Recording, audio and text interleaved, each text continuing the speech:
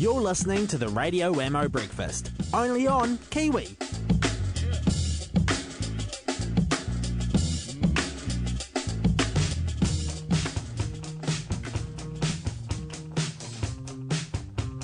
And here it is, the track that won Mr. Lawrence Arabia, aka James Milne, the Silver Scroll last night at a ceremony in Christchurch City. James Milne, a very unwell James Milne, joins us this morning on the show, live from Christchurch. Good morning, James. Good morning. Oh, mate, food poisoning, they say.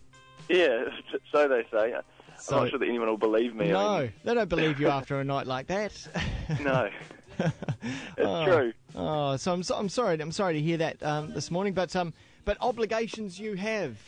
Yeah. I've got a huge media schedule. Yeah, no doubt. Well, yeah. First of all, congratulations, man. What an amazing achievement. Thanks very much. I'm just so happy for you. And the feedback that I've been seeing on the social webs today has been all that. People are just like, man, this couldn't happen to a nicer chap. Oh, that's I haven't had a chance to check the social network yet. But you'll be overwhelmed once you go in there. You don't want to go in there just yet. Yeah. I might wait a couple of days. Yeah, absolutely. Well, the track Apple Pie Bed was it co-written with Luke Buddha? What's the story here with Luke Buddha's involvement? Oh, Luke. I mean, Luke was helping me out at the end of the album. I'd sort of reached the end of my tether as far as ideas to throw at the album, and I just had no idea what I was doing anymore. I needed some perspective, and Luke gave me a whole list of notes on what needed to be done to certain songs, and what a mentor to have. Yeah.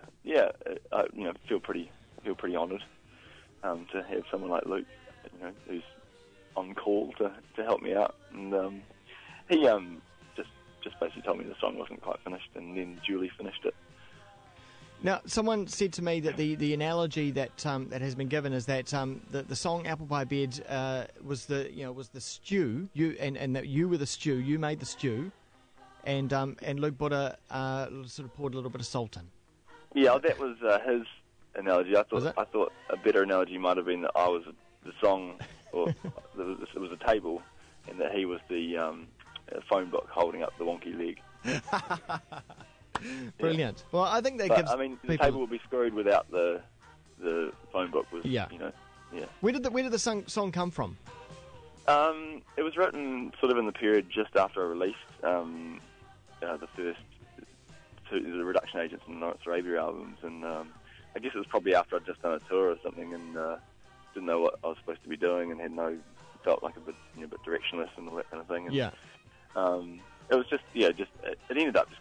It was a song about that feeling of being lazy or unmotivated or a bit depressed or, being stuck in bed and not knowing what I need to do with myself. Now I just released 2 albums.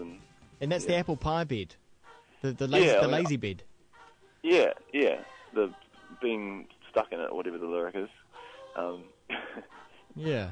Well, is that? I mean, is that the bed that your mum brings your lunch in, or what? I don't know. I think it was just almost phonetics, the apple pie bed thing, and it must have been some subconscious thing that I remembered of this apple pie bed, which is a trick where you fold the bed sheets in some way where you can't actually get into bed. Yeah. And I kind of remembered it wrongly, or just didn't think it was anything, and took it to mean something that meant you couldn't get out of bed. But I haven't been called up on it too many times. I mean, it is a quintessential pop song. It's a real pop song, isn't it? Yeah, it's poppy as heck. And at the time when I first wrote it, I thought it was just I didn't it was a bit of a throwaway really. It was it was really simple, and it didn't only had 2 bits, and wasn't a big crafted thing. It took me about 6 minutes to write or something. Well, the core of it. Yeah. When you look at the great pop songs down through history, they've generally been written by young men, sort of in their early to mid 20s, but definitely in their 20s, right? And sort of at their creative peak. So going by that, I don't want to be the bringer of bad news this morning, James, but you're on the downward slide now. You've just reached the peak. That was it. Well, that was my feeling last night. I couldn't help but tinge with a slight melancholy as I looked at Luke and thought, this is it. Yeah.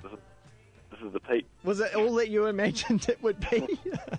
It was, the whole event was completely surreal. I still don't really believe it happened. I've never really won anything in my life, so it was pretty strange to be going up and doing it. And don't get me wrong, I'm not saying that it's all over, because now you can trade off this for the rest of your life. Yeah. Basically. Yeah, I'll just be forever appended Silver Scroll winner. Yeah. Yeah. Yeah. Even when you're doing those sad old gigs in your 60s, right?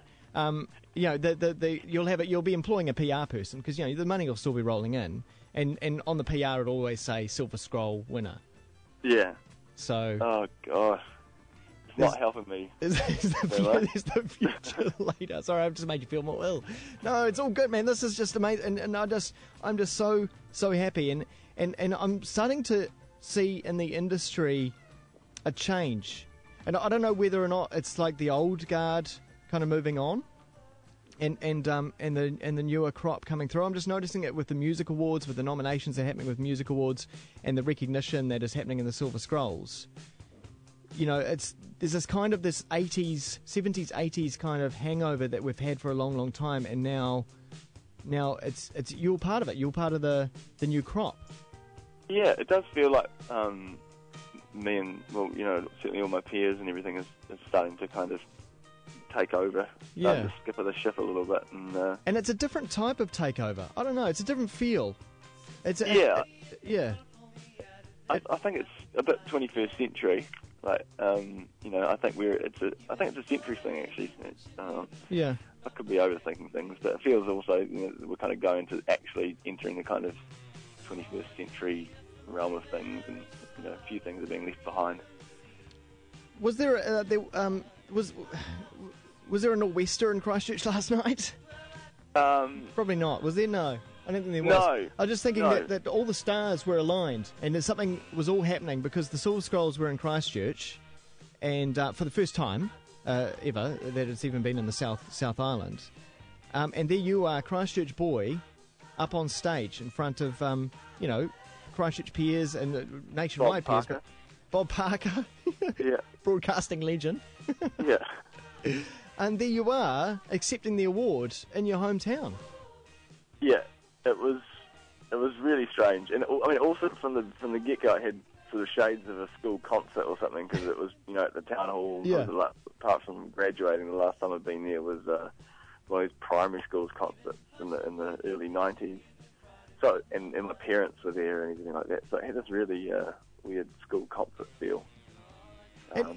Is it something that you could have ever have imagined? Growing up in Christchurch and then starting to think about your musical career as a serious thing, and moving to Auckland, then moving overseas. Was it a plan? Was it something that you were going to do? I mean, I don't think you could ever could or should plan to win an award, but I guess in my heart I'd sort of hope that something like this might happen at some point. All going well, and at some point some accolade would come my way. But, I don't know.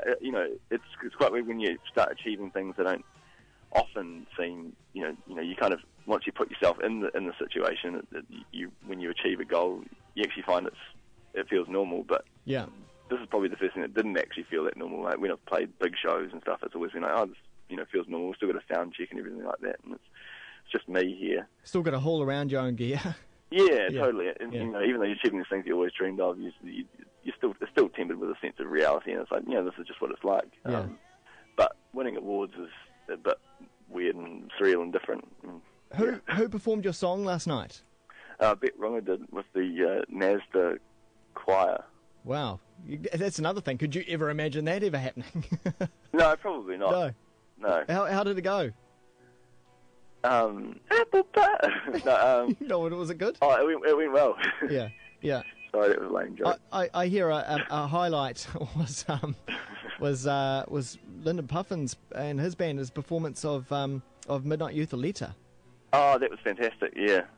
And Midnight Youth were stoked. They loved it. They were all whooping. Which is extraordinary. I would never have imagined that either. Gosh, it really is a day of celebration. How are you going to spend the rest of the day? Recovering? I don't know, probably in and out of the loo, I think, throwing up. But, Yeah. Fingers crossed that'll be over soon. Well, yeah, It really is food poisoning. It's not a hangover. Sure it is. Yeah. Hey, mate, it's so good to talk to you. And once again, congratulations. Everyone here at Kiwi is absolutely stoked for you. Awesome, and I know the listeners are too. And we'll see you up here soon sometime. Yeah, definitely. Nice one. We're going to play Apple Pie Bed. Cheers, James. Cheers, mate.